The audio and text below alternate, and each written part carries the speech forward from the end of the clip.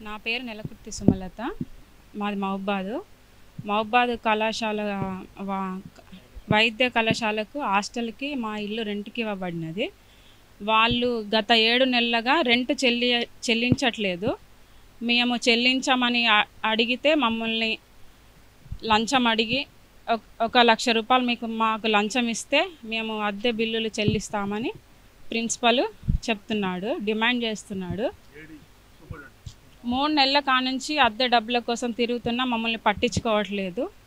ఎన్నిసార్లు అడిగినా కూడా 1,00,000 రూపాయలు లంచం ఇస్తే మీ చెక్కులు మీకు చెల్లిస్తామంటున్నారు. మా బ్లాంక్ చెక్కులు కూడా 12 చెక్కులు తీసుకొని మాకు ఇవ్వలేదు.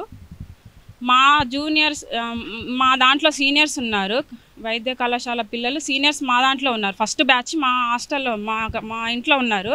సెకండ్ బ్యాచ్ వేరే దగ్గర ఉన్నారు. వాళ్ళకు అందరికీ బిల్లులు ఇచ్చేశారు, మాకు మాత్రమే ఆపారు. మేము గట్టిగా ఇప్పుడు అడిగేసరికి మాకు లంచం ఇస్తేనే ఇస్తాము అని చెప్పేసి ఏడి ప్రిన్సిపల్ మాట్లాడుతున్నారు.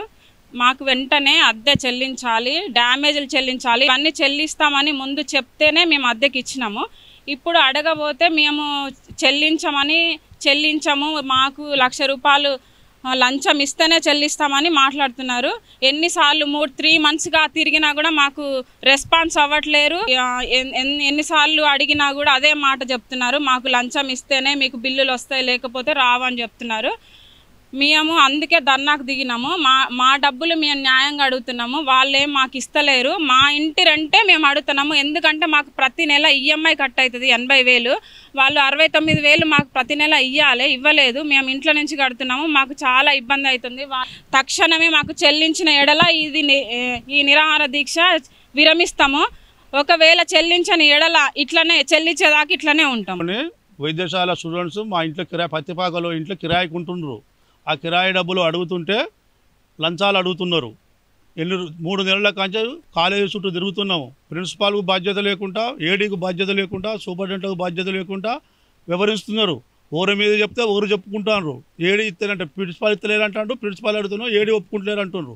ఈ విధంగా 3 నెలల కంచె మమ్మల్ని తిప్పుతున్నారు. లాస్ట్కు అడిగే వరకు, గట్టిగా అడిగే వరకు మీరు కొన్ని పైసలు ఇవ్వండి, 1,00,000 రూపాయలు డిమాండ్ చేశారు మమ్మల్ని. ఈ 1,00,000 రూపాయలు ఇస్తే మీ బిల్లులు చెల్లిస్తాం. అందుకోసం ఈ దీక్ష మా డబ్బులు వచ్చే వరకు, కిరాయి డబ్బులు మొత్తం వచ్చే వరకు మేము ఇక్కడే ఉంటాం, ఇట్లా దీక్ష చేసుకుంటూ పోతాం.